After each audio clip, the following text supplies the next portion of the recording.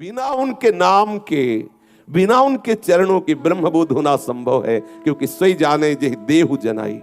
आत्मस्वरूप प्रभु जब अपना अनुभव करा देते तभी जानता है। अपने लोग वृंदावनवासी प्रिया प्रीतम के उपासी हैं।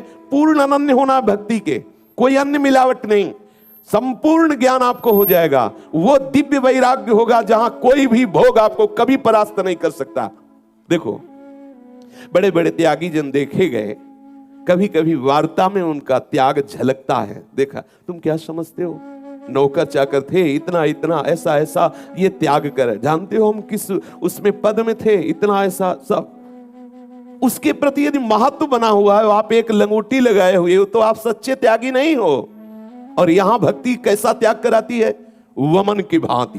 वमन, उसका महत्व ही खत्म। वमन त्यागने का कोई महत्व होता है? मल त्याग का कहीं पोस्टर मिला है आज तक किसी का लिखा हुआ कि आज हम 300 ग्राम मल त्याग कर आए? ऐसा कहीं मिला है? मलवत संसार का त्याग, वमनवत भोगों का त्याग, ब्रह्मलोक तक के भोग वैभव को विषवत त्याग, यह है भक्ति का चमत्कार। ब्रह्मादिक के भोग सब विष सम लागता है।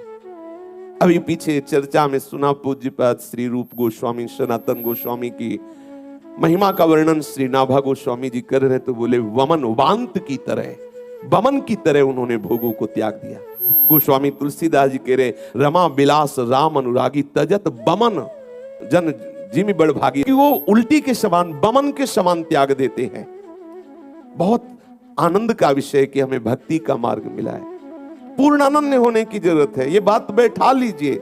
ना इसमें योग की जरूरत है, ना इसमें कर्मकांड की जरूरत है, ना इसमें ज्ञान कांड की जरूरत है। आप भक्ति का आश्रय लीजिए, सम्यक कर्मकांड प्रकाशित हो जाएगा।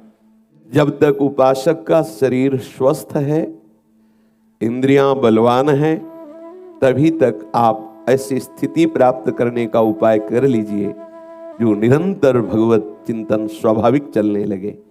यदि आप ऐसी स्थिति में विषय भोगों में समय नष्ट कर दें कि अभी तो यौवन अवस्था है, खूब खेलो कूदो, संसार के दृश्यों में आनंदित रहो, तो जब आपका शरीर रोग से ग्रसित होगा या किसी घटना से आपका शरीर किसी तरह अंग भंग हो गया, कोई भयानक आपके साथ विपत्ति आ गई, तो आप फिर भगवत स्मरण नहीं कर सकते। महापुरुषों के अनुभव हैं। अगर सुख में आपने हरि का स्मरण करने का अभ्यास नहीं किया तो दुख में नहीं हो सकता। जब आप देखो इस उपासना पद्धति में लगे हुए हैं तो थोड़े थोड़े सी प्रतिकूलता हमारे चिंतन को खींच लेती है, तो जो भयंकर प्रतिकूलता आ जाए, कहाँ भजन रहेगा अपने लोगों में। फिर जो एकदम भक्ति रहित है, उनकी दुर्दशा का क्या चिंतन किया जा सकता है कि वो किस कोटि के दुखी होंगे। सावधान होकर के जीवन की धारा को स्वस्थ रहते हुए प्रभु में पूर्ण रूप से लीन कर दो, फिर कैसी भी परिस्थिति आवे कोई परवाह नहीं रहती। अभी सावधान। बड़े बड़े महापुरुष इस बात के लिए उच्च स्वर से अपनी वाणियों में गायन किए हैं कि जब तक आपका शरीर, तभी तक मन प्रभु में लगा सकते हो। नहीं, जहां शरीर रोगी हुआ, जहां विपत्ति आई, जहां कोई घटना घटी और प्रभु से अपनापन हुआ नहीं, तो जिनका आश्रय लिया वो सब दुखालय मशाश्वतम वाले हैं। फिर आपकी दशा क्या होगी? दुर्दशा में बदल जाएगी।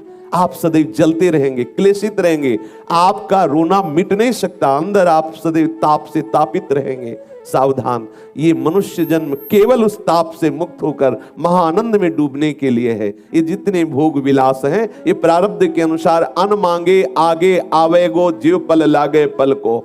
श्री स्वामी हरिदास जी महाराज कह रहे हैं, केवल आपका कर्तव्य है हरि भज छाण न मान नर तन को, मति बंछे रे मति बंछे तिल तिल धन को, अन मांगे आगे आवे गो जीव पल लागे पल को, कहे हरिदास मीच जीव आवे त्यो धन है आपन को, हरि भज रे छाण न मान नर तन को। इस मनुष्य शरीर को प्रभु ने केवल भगवत आनंद प्राप्ति के लिए दिया है, और विषय तो अपने आप आ जाएंगे, आप चिंता मत करो।